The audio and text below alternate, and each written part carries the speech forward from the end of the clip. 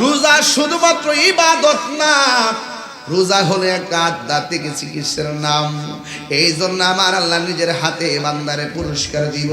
তাই তো আমার নবী, আপনার নবী রহমাতুল লিল আলামিন বলেছেন, কেউ যদি রমজানের শেষ 10 দিন মসজিদের মধ্যে ইতিকাফ করবে, রমজানের শেষ 10 দিন ইতিকাফ করবেন, একটা লোক থাকলে হাত তোলেন।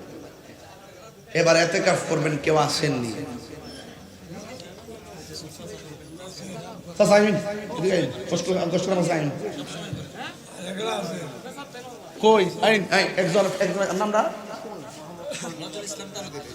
হাজী ফজলু মিয়া কবির মিয়া তালুকদার। আচ্ছা, হাজী কবির মিয়া তালুকদার চাচার পাইছি। আর কেটা আমার নামটা কোন? মোহাম্মদ তাহের মিয়া, তিনিও ইতিকাফ করবেন। কয়জন পাইছি? চাচা বইন একটা ফজিলত কইবার লাগে এটা কেনছি, একটা ফজিলত কইতাম নি।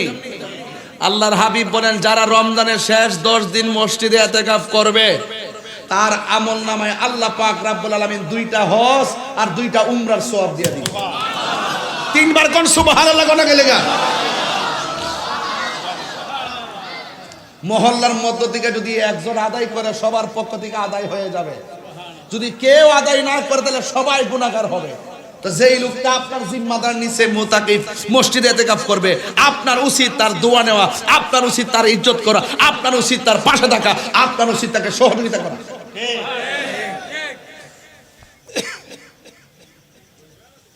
পাঁচটা রাইত আছে অনেক গুরুত্বপূর্ণ, এর মধ্যে একটা রাইত হলো ঈদুল ফিতরের রাইত। ঈদুল ফিতর মানে রোজার ঈদ আর কি। এই রাতে দোয়া কবুল হয়। আর আঙ্গদেশের মধ্যে সবচেয়ে বড় প্রবলেম কি জানেন? আমরা আসল ছেড়ে নকল ধরি। কথা কোন গেলে আসল ছেড়ে কি ধরি? নকল ধরি। যার অথচ এই রাতটা হলো ইবাদত কবুলের রাত, ইবাদতের রাত। আর এই রাতে চান্দা উড়ার পরে ফুলাফান গান লাগায় নাচে, লাগায় নাচে কি না কন? এইবার কি এইগুলা চলবো? সাবধান বাবানা লক্ষ্মী, অপরাধী হয়ে যাবেন, অপরাধী হয়ে যাবেন, অপরাধী হয়ে যাবেন। আমরা নিয়ামতের রাত নিয়ামতের মাধ্যমে ভোগ করতে চাই। ঈদের দিন আমরা যখন ঈদগায় যাই, এক রাস্তায় যাইবেন আর এক রাস্তায় আসবেন। সুবহানাল্লাহ, কোয়ার দরকার আছে এই কথাগুলো, মন থাকে না তো। এক রাস্তায় যাইবেন আর এক রাস্তায় আসতে হবে। আর হাদিস শরীফে আছে, রাস্তার মোড়ে মোড়ে ফেরেশতা দাঁড়ায় থাকে আপনার গুনাহগুলো হাতে নেওয়ার জন্য। রাসূল বলেন, ঈদগার ময়দানে যাওয়ার আগে যদি কোনো ব্যক্তি বস্ত্রহীন মানুষকে বস্ত্র দেয়, মানে কাপড় দেয় আর কি, আল্লাহ পাক তাকে জান্নাতে কাপড় দিয়ে দিবে। ঈদুল ফিতরের চাঁদ উঠে গেল, যখন উঠে গেল ওই মুহূর্তে আমার আল্লাহ রাব্বুল আলামিন হাবিবের একজন সাহাবী, যার নাম হলো হযরতে ওমর রাদিয়াল্লাহু তাআলা আনহু, যার ব্যাপারে আমার নবী, আপনার নবী রাহমাতুল লিল আলামিন বলেছেন, আমার পরে যদি এই পৃথিবীতে কোনো নবী আসতো, সেই নবীটা হযরতে ওমর হইতো। সেই ওমর রাদিয়াল্লাহু তাআলা আনহু যেই মাত্র পশ্চিম আকাশে যখন রমজানের ঈদুল ফিতরের চাঁদ উঠে গেছে, ওই মুহূর্তে তিনি একটা ঘোষণা দিলেন, আগামীকাল সকালবেলা সবাই ঈদগার ময়দানে আসবা, না আসলে খবর আছে। এই কথা বলার পর সব মানুষের অন্তরে একটা তুফান শুরু হয়ে গেছে। উমর যেখানে বলছে মাঠে যাওয়ার জন্য যাওয়াই লাগবে, সকাল সকাল যাওয়া লাগবে, এবার রোজাদাররা বলে আমরা যাব, বেরোজদাররা বলে আমরা যাব। কারণ আমরা যদি না যাই তাইলে উমরের তলোয়ার থেকে বাঁচতে পারতাম না। এই পৃথিবীতে একজন মাত্র সাহাবী যে এক রাস্তা দিয়া গেলে জীবনে কিয়ামত পর্যন্ত এই রাস্তা দিয়া কোনোদিন শয়তান যাবে না, শুধুমাত্র উমরের ডরে। এমন উমর জীবনে এক রাস্তা দিয়ে একবার গেছে, ওই রাস্তা দিয়ে কখনো শয়তান যাবে না। শয়তান মনে করে উমরের যে ভাবার কবর থেকে উঠতে হইল আমার জুতা দাবে। যারা মাজার মাংস যায় হেরা তো নিজের কপালে নিজে কোরাল মারে, দেখবেন কেমনে কামড়া কামড়িটা লাগে, সময় কিন্তু আইতাছে, আমি দেখতেছি কেমনে কেমনে আইতাছে, মানে আমি দেখতেছি এগুলা কেমনে কেমনে আইতাছে। মান্যতা নাই, সিস্টেম নাই, সব হইলো তাফালিং টু তাফালিং, ক্ষমতার দাম্ভিকতা, অহংকার পতনের মূল। কথা বলেন ঠিক কিনা বলেন? অহংকার পতনের মূল।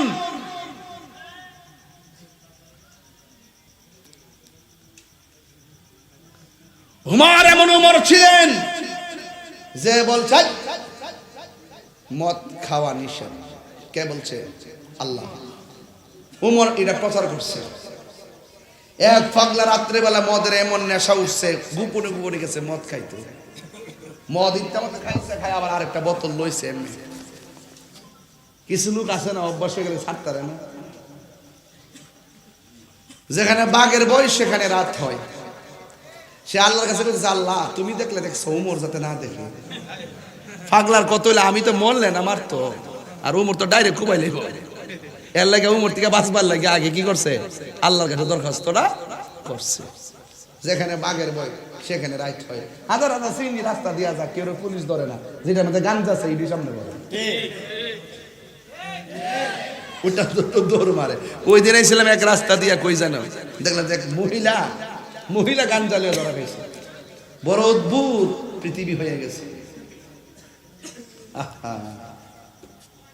মহিলার গাঞ্জার সাথে জড়িত, ভাবা যায় মহিলা সুদের সঙ্গে জড়িত, ভাবা যায় আমরা কোন জায়গাতে এসে পড়ছি। একমাত্র নৈতিকতা হারিয়ে ফেলেছি।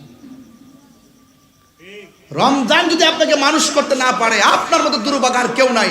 মা বাপ থাকতে যদি আপনি মা বাপের সেবা করতে না পারেন, আপনার মতো দুর্ভাগা আর পৃথিবীতে কেউ নাই। ঠিক কিনা বলে?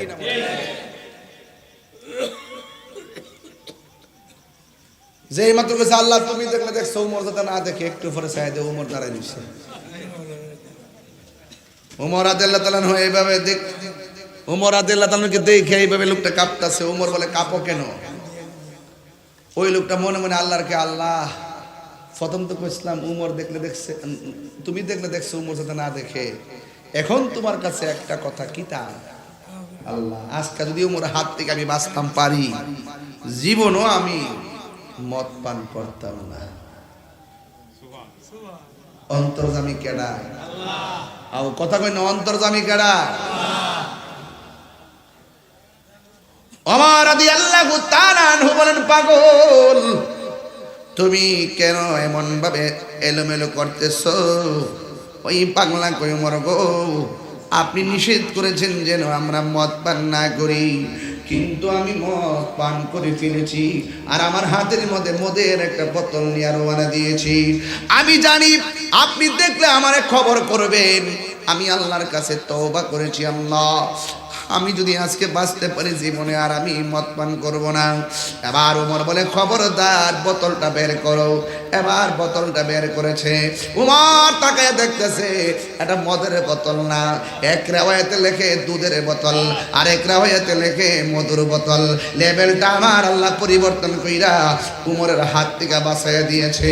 কারণ বোঝা গেল এই পাগলা জবান দিয়া তওবা করে নাই, এই পাগলা হাজার গুনাহ লইয়া অন্তর দিকে আমার আল্লাহ ডাক দিয়া বলছে, আল্লাহ ও আল্লাহ, আল্লাহ গো আজকে যদি আমি বাঁচতে পারি জীবনেও আমি মদ পান করব না। দিল খুইল্লা দুহা করছে, আল্লাহ ভাগ্যের চাকা ঘুরাই দিছে। ওমর বলে, পাগলা কান্দ কেন? কয়ে কান্দি আপনার জন্য না, কান্দি আমার আল্লাহ যে কত দয়াবান। আমি মদের বোতল নিয়ে রওনা দিয়েছি, তওবা করার কারণে আমার আল্লাহ মদের লেভেলটারে পরিবর্তন কইরা দিয়েছে। এই জন্য আমি কি করেছি, এত মায়ার আল্লাহরে চিনতে পারি নাই, আর জীবনে গুনাহ করব না। গুনার বুঝা মাথায় লইয়া আমরা কাঁদতেছি, মাফ করে দাও মাহবুব দাল্লা কনা